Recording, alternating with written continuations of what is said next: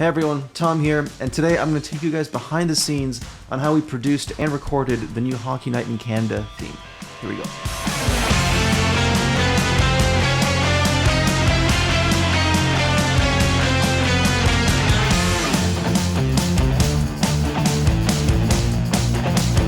Now this song was originally written by the Bay City Rollers in 1973, and it really does sound like a vintage rock and roll track. The song was then covered by Monster Truck, a Canadian band that aimed to kind of turn into more of an anthemic kind of recording for Hockey Night in Canada. And then just last year, we were asked to make the new version of that. So this tune's been through several iterations, and it was a little daunting listening to all the versions that came before to then try to come up with a new spin on it, a new take on it, and something that would also still fit the aesthetic of Hockey Night in Canada. The requirements were very descriptive, maybe. A lot of sort of like gut punching, intense, stomping, clapping, all kinds of stuff like that would kind of get a crowd going. So these are sort of the requirements going in. The first few things that kind of came to mind in listening to the tune, all the ones that came before, and then kind of coming up with ideas of what we can do next, was maybe a reference from Paul McCartney's Wings and kind of like a Live and Let Die type of thing. The Monster Truck version there's a lot of guitars, but it didn't have that kind of orchestral intensity that I thought would be a nice addition to it. So that was one of the things that came to mind. And then the other thing was, just to kind of put our Jane's Party spin on it, whatever that might be. Maybe, just a bit of an indie rock aesthetic, and maybe just, bring a little bit of ourselves to the recording as well. In addition to that, Shawnee Kish, who's an amazing vocalist, was also asked to sing the lead vocals on this. So we knew right away going in with a different vocalist, it was going to take on a different character. One of the challenges of recording this was also that the timeline was just 2 weeks. So in 2 weeks, we needed to have a finished track ready for mix. And in addition to that, it was also COVID, and we had band members and contributors kind of all over North America. As we go through it, we can talk about kind of where all the different ingredients came from. Okay, let's get into it. So let's start off with the claps and the shout vocals for this. And the reason for that is, we knew right away we wanted to get that kind of like high energy, a bunch of people in a room, just excitement and people having fun together. So the claps, I think, and the shout part really kind of convey that. So knowing that we were going to be working with this really helped then to build the rest of the track around it. So here's how that sounds.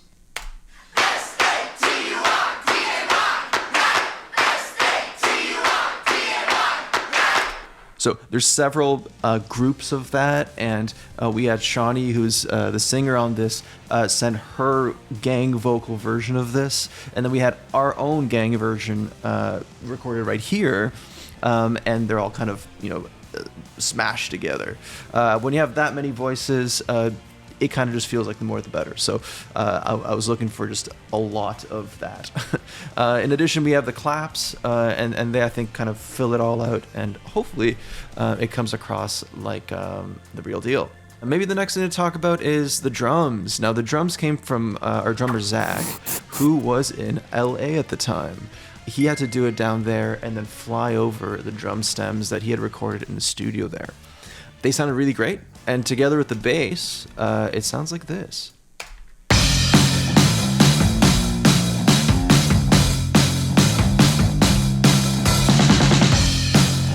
Now, in addition to that bass, we wanted it to kind of really poke out and give the bass this sort of like, not just low-end frequency, but kind of covering the entire frequency range. So we doubled the bass with some guitars that add a lot of kind of high register sort of fizz and intensity to that. And here it is with that added as well.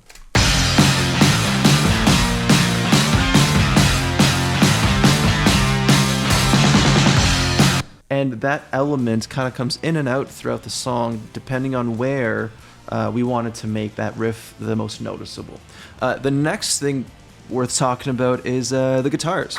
So I did all of these with the idea in mind that I wanted them to sort of vary from section to section. I wanted to approach it almost like a collage of guitars, where you might have between the verse and the chorus a drastically different sound, just to kind of really switch it up. This tune really relies on this like verse chorus type thing, which is maybe, you know, really been done a lot.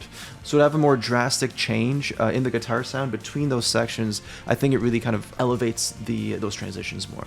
There's kind of a left guitar and a right guitar going on at all times. So here's an example of a verse going into a pre-chorus.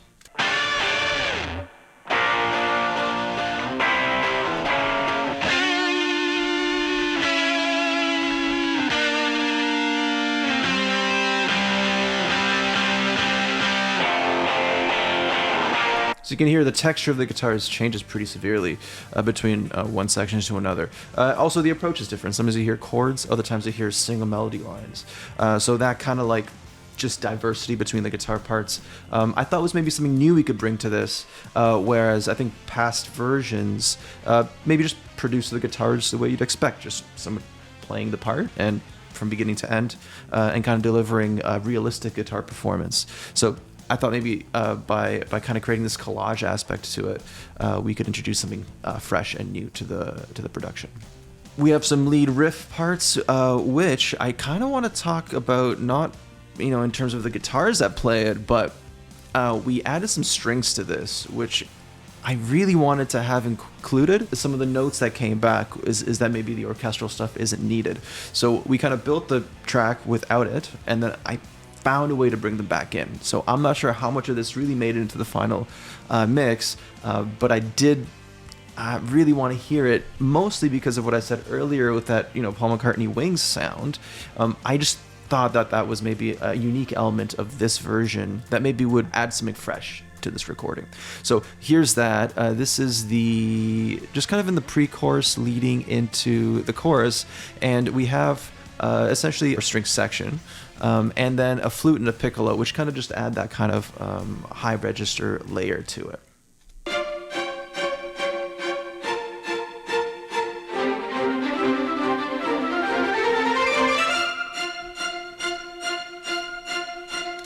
So we have that kind of like run that really kind of launches up into the chorus, which is probably my favorite part. And then that, you know, once we're there in this high register, like intense, it's the chorus. They do that kind of like, you know, Jackson 5, I Want You Back, ding, ding, ding, that you might hear on a guitar, but now we hear it on the strings. And then in addition to that, we hear some dissonance as well that I purposely wanted to add to it so that it's maybe a bit more nuanced than just that one note. And here is what that sounds like.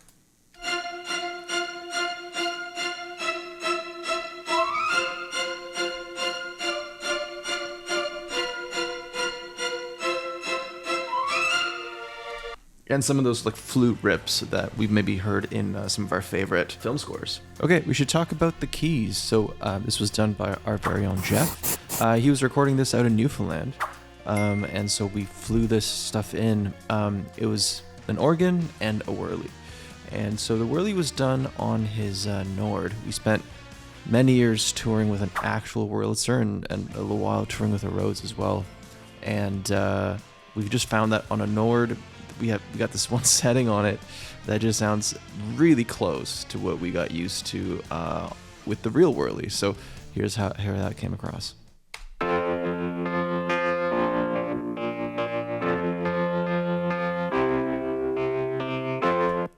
And the best part of that is that you don't have to spend any money on fixing this thing when it breaks down on you on the road. And it also sounds pretty much like the real deal, so we're pretty happy with that. The other thing was this organ part. I just love to use this Native Instruments organ. It's their, what is this one? The vintage organs. And I just think they've done such a great job. I feel like there's like a sound for any organ in here. And maybe there's better versions of this. I've just gotten so used to using it. It feels really intuitive, and it's just a really great sound. So here's how that came out.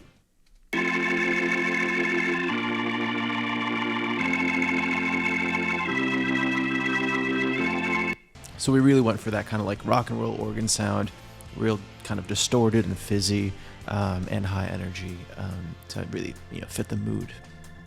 Lastly, let's look at the vocals.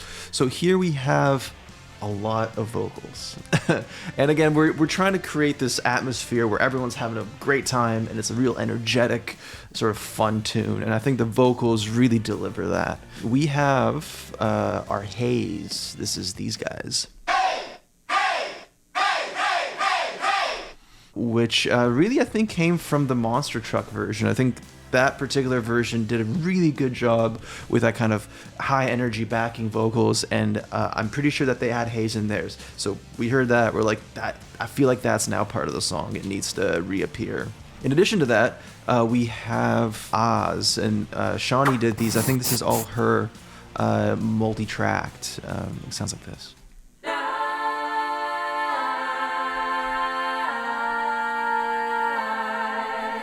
And together with the Haze, here's what it sounds like. Saturday night, Saturday night, Saturday night, Saturday night. So I love that kind of complementary texture where Shawnee's vocals are very lush and long, and then the other ones are these sort of like, it just sounds like a bunch of rowdy people in a room just yelling, and which is totally different kind of texture, and you hear them at the same time, and it creates this nice back and forth that is, you can really tell them apart, and that work to maybe complement to one another.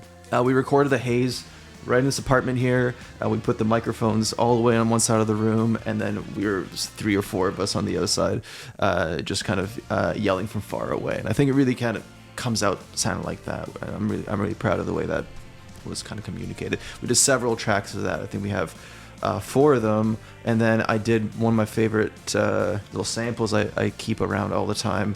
It's this children's chant, and it's this. You just can't beat that. I feel like that layered in with these kind of brings a bit more just joy to it. And so now you can probably hear it buried in there. In addition to that, we have some, more traditional sounding backup vocals. This kind of thing that maybe you'd expect in a tune like this. Saturday night, Saturday night, hey! Saturday night, hey! And altogether, all the backups sound like this. Saturday night, Saturday night.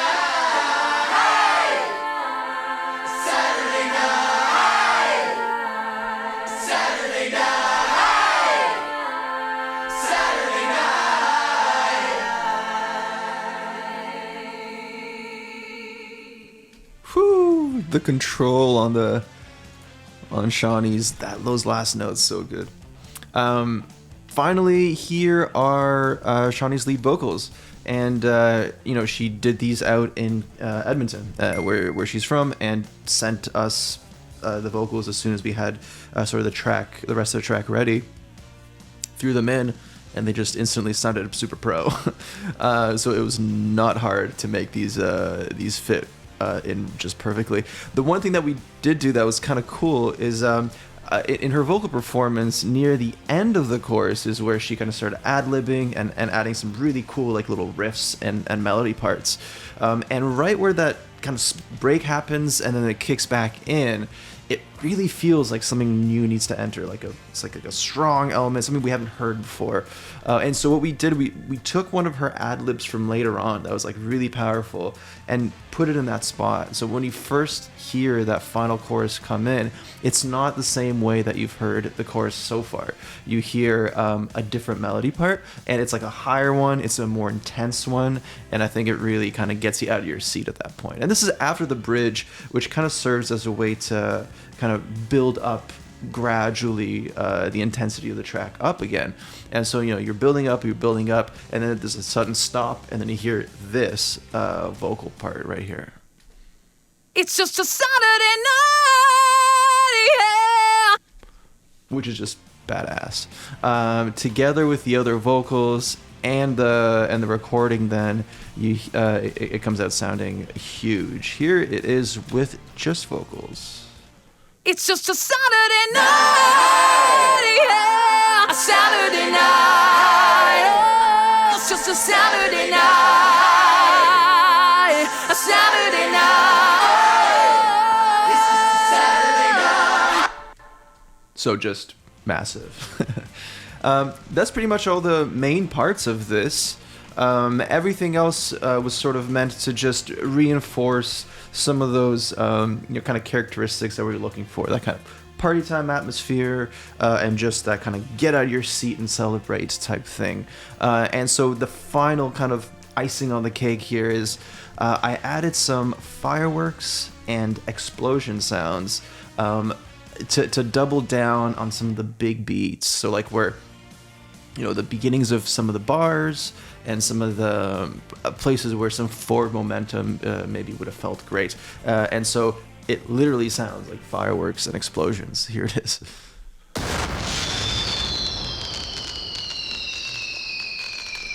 So having that occasionally just to kind of help out some of the rhythm, almost like a percussion instrument, I thought added maybe like a actual real celebratory sound to the production. And finally, let's listen to the complete track. This was mixed by Dufour and mastered by João Carvalho, who both did incredible work on this. And here it is, Saturday Night, as performed by James Party and Shawnee Kish.